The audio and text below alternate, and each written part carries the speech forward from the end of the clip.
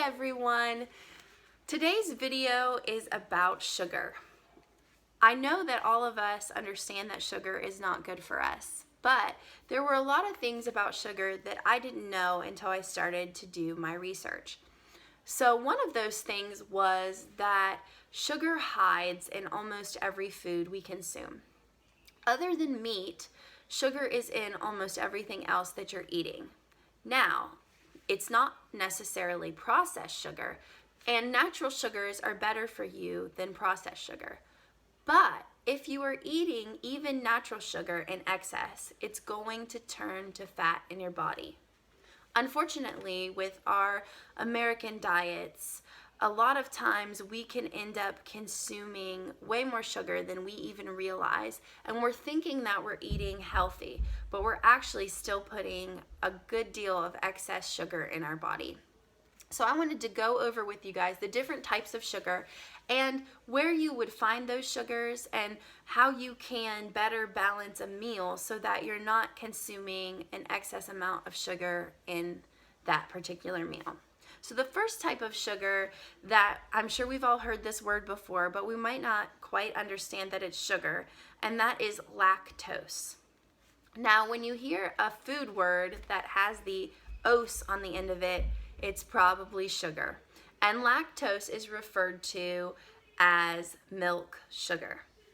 So the problem with that is that most people end up on a low carb diet and they start consuming more and more cheese or milk or yogurt to get in their protein and to try to be full. And we even have diets like the keto diet that people often end up consuming mass quantities of dairy in order to fill that void from not eating the carbs that they were having before.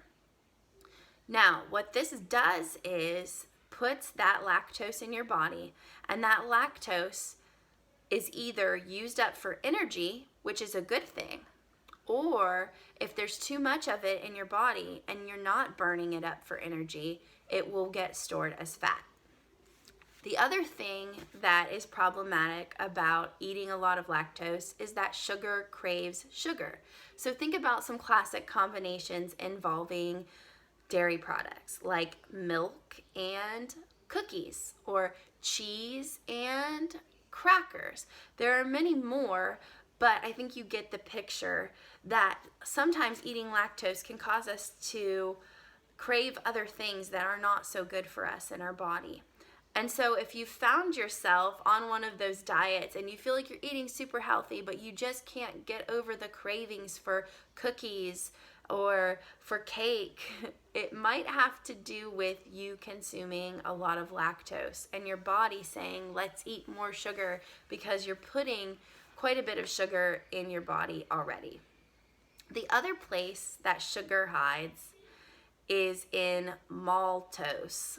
Maltose is found in your starchy foods. So your breads, your cereals, your granola bars, sweet potatoes, cornmeal, wheat, barley, honey, molasses, peaches, pears, and alcohol. There's other places, but that's just naming a few. And what you need to understand about maltose is typically we consume, you think about it, you're consuming probably at least one sandwich a day. So you're getting 2 pieces of bread there. You might be eating cereal for breakfast. A lot of times, think about this. A lot of times we pair our lactose with our maltose. So we eat a grilled cheese sandwich. If you think about the implications of a grilled cheese sandwich now in terms of lactose and maltose, you realize that you've just eaten a great deal of sugar in that grilled cheese sandwich. Now, again, that's not bad if you're active that day and you're going to burn up that sugar for energy and it's not going to get stored in your body.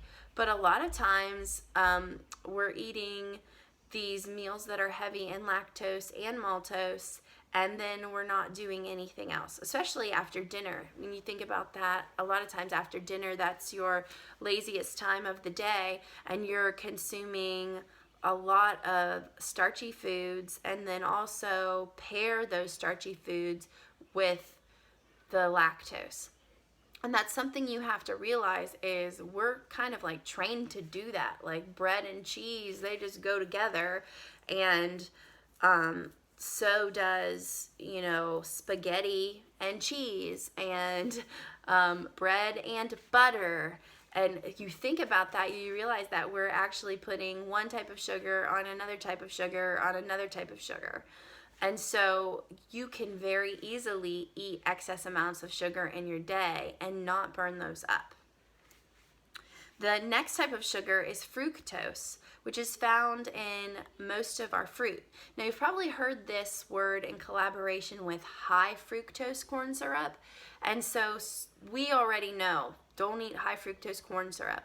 But what you have to realize is that this is just a processed version of fructose. And so again, if we eat a lot of fructose, it's still going to turn to fat in our bodies. Fructose is found in most fruit, apples and cherries, figs, pears, mangoes. Now, some things you might not think about fructose being in is asparagus and peas, honey, tropical fruits. A lot of times we pair fruit with meals and we think that we're eating really healthy, but sometimes, like for instance, think of this. If you have a salad and you are putting, strawberries in the salad, maybe some mandarin oranges, and then you're putting cheese, and then you're putting croutons, and eventually you are adding more and more sugar. There's probably sugar in whatever dressing you put on that salad.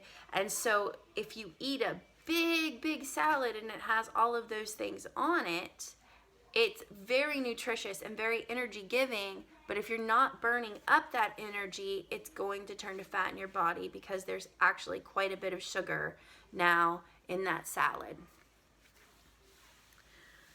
So the last type that I want to talk about is sucrose. And sucrose is what our table sugar is made out of. Most of us don't drink, sweet tea with a cup of sugar in it.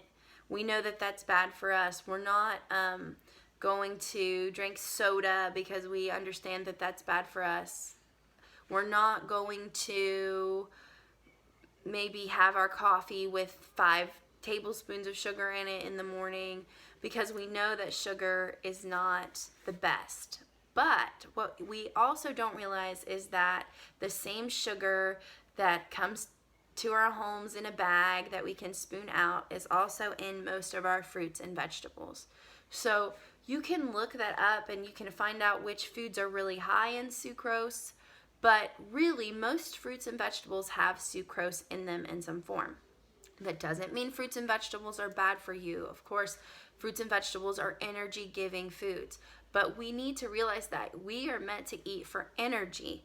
So if you're going to eat apple, then make sure that you are at least active enough for the day to burn off the sugar that's in that apple. And most people are one apple. But sometimes, like here's a for instance, once when I was on a diet several years ago, a friend of mine had told me that eating string cheese and grapes was an awesome combination, and it was a low carb food in that it can really help you to lose weight if you turn that into your snack. Problem is that I ended up liking it so much that I would eat it, twice a day, and I'm eating like 2 string cheese and half a bag of grapes, twice a day. So what I was doing then was putting lactose and fructose and sucrose all in my body, and then I wasn't living a very active lifestyle, so I wasn't burning away those calories that I'd put in for energy. I wasn't burning away any of that sugar, and so even though it was a healthy snack, because I was eating it so often and so much, I was actually just putting excess sugar in my body. So thank you guys for listening to what I've learned about sugar, and I hope that it helps you. I hope that you learned something you didn't know. Remember, sugar craves sugar. So if you're going to eat that yogurt and cheese, expect that you might be craving some cake and cookies and crackers and whatever else to go with them. And also know that nothing is okay in excess. Don't eat mass quantities of anything. Which even, understand serving sizes. Sometimes you look at the back of a yogurt, you're eating yogurt, and you think, well, I'll just eat this whole container. And you look at the back of the yogurt and it says, there's actually 3 servings in there. Then you need to consider that and consider, are you going to use that energy for the day? Are you going to burn those calories? Are you going to use that sugar up? Or is it going to have the opportunity to turn to fat in your body? And again, nothing is off limits. Even if you eat that cake, you can burn those calories away. You can burn that sugar away.